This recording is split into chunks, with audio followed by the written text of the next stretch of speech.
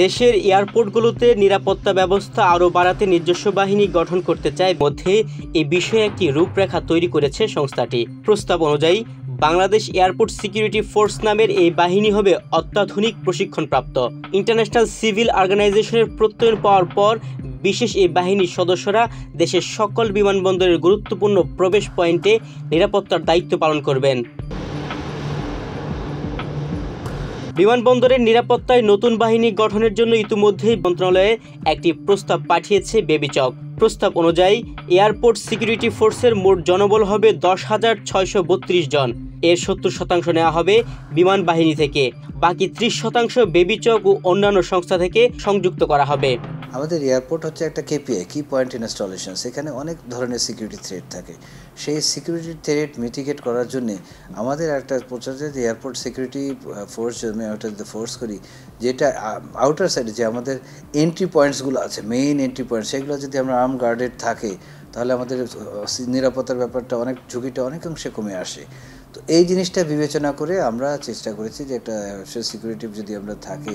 এদিকে ভিন্ন সংস্থা থেকে সিংহভাগ জনবল নিয়োগের এই প্রস্তাবের বিরুদ্ধে ব্যবস্থা নিয়ে কর্মচারীরা বিষয়টি নিয়ে ইতিমধ্যেই প্রতিবাদ সভাও করেছেন তারা। তবে কর্তৃপক্ষের পূর্ণ বিবেচনার আশ্বাসে আপাতত সভা সমাবেশ বন্ধ রাখা হয়েছে বলে জানিয়েছেন তারা। সংশ্লিষ্টরা বলছেন, দীর্ঘদিন ধরে এই বিমানবন্দরের জন্য বিশেষ একটি নিরাপত্তা বাহিনী গঠনের চেষ্টা করছে সিভিল এভিয়েশন কর্তৃপক্ষ। এবার সেটিকে পরিপূর্ণ রূপ দিতে কাজ শুরু হয়েছে। উদ্যোগ সফল হলে দেশের 3টি আন্তর্জাতিক বিমানবন্দর সহ অভ্যন্তরীণ সব বিমানবন্দরে বেবিচকের নিজস্ব এই বাহিনী কাজ করবে। বিমান ও পর্যটন মন্ত্রণালয়ের অধীনস্থ এই বাহিনী সিভিল এভিয়েশনের চেয়ারম্যানের নিজস্ব তত্ত্বাবধানে থাকবে। প্রস্তাব অনুযায়ী বিশেষ নিরাপত্তা বাহিনীর প্রধান হবেন বিমান বাহিনীর এয়ার ভাইস মার্শাল বা এয়ার কমোডোর পদমর্যাদার একজন কর্মকর্তা।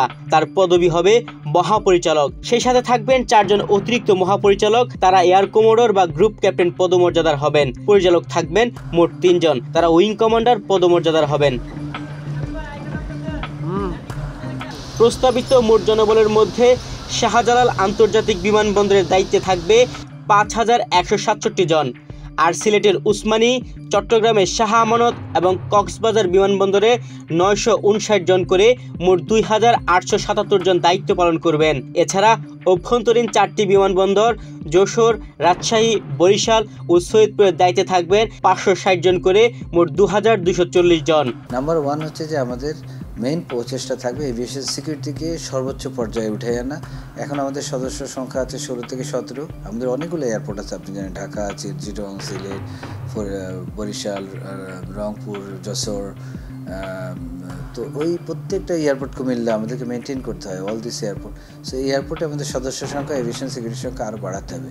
আমরা 3rd টার্মিনালে অন্যান্য যে অ্যাভেলেবেল আমাদের যে বিমানবন্দর আছে সেগুলোর প্রয়োজন বিবেচনা করে আরও 3,500 কিন্তু সিকিউরিটি, শুধু এভিয়েশন সিকিউরিটির লোককে নিয়োগ করতে যাচ্ছে। তাহলে টোটাল এভিয়েশন সিকিউরিটি 5,000-এর উপরে হয়ে যাবে। প্লাস ভবিষ্যতে আমাদের অন্যান্য এয়ারপোর্টের রিকোয়ারমেন্ট অনুযায়ী আরও কিছু এভিয়েশন সিকিউরিটি লোক নেওয়া হবে। তো আমাদের পরিকল্পনা হচ্ছে এয়ারপোর্টের ভিতরে এবং এয়ার সাইডে পুরো দায়িত্ব এভিয়েশন সিকিউরিটি করবে, এবং এরা সিকিউরিটি এক্সপার্ট হবে। এদের আইকাওর যে লাইসেন্স প্রসিজার আছে সেই প্রসিজারগুলো করে এদেরকে ভালোভাবে একটা সুন্দর একটা ফোর্স হিসেবে দাঁড় করানো হবে।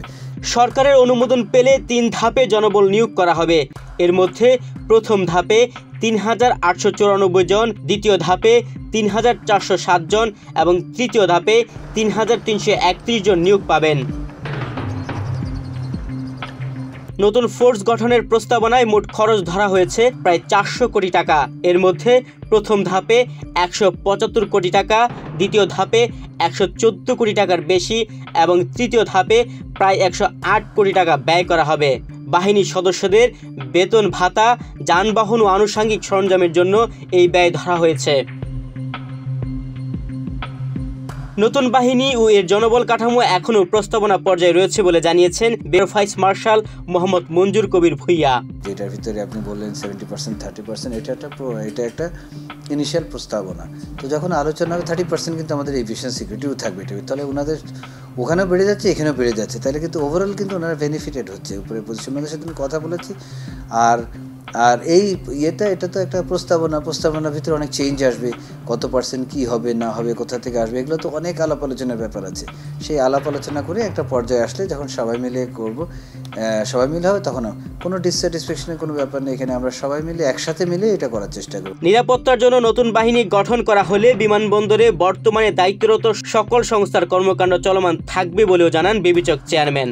আমরা সবাই অনবোর্ডে থাকবো। একটা এয়ারপোর্টে একটা অর্গানাইজেশন কাজ করে না, 24 থেকে 25টা অর্গানাইজেশন কাজ করে। সবাই সামগ্রিকভাবে কাজ করতে হবে। কেউ যদি একা মনে করে আমি একাই সব করবো, তাহলে কি পারবো? আমি কি কাস্টমসের কাজটা আমি করতে পারবো? ইমিগ্রেশনের কাজটা আমি করতে পারবো? সিকিউরিটি ইন্টেলিজেন্সের কাজটা আমি করতে পারবো? যার অর্গানাইজেশন তাকে সেই কাজটা করতে হবে। তো সেইটা বিবেচনা নিয়েছে যে এই ফোর্সগুলো আমাদের অ্যাক্সেস পয়েন্টসগুলো কন্ট্রোল করতে পারে, যাতে আমাদের অ্যাফগার্ড থাকে এবং আমাদের কেপিআই এর যে নিরাপত্তা আছে সেই নিরাপত্তা যেন নিশ্চিত আমরা নিশ্চিত করতে পারি। তুহিন ভুইয়া, বাংলাদেশ প্রতিদিন।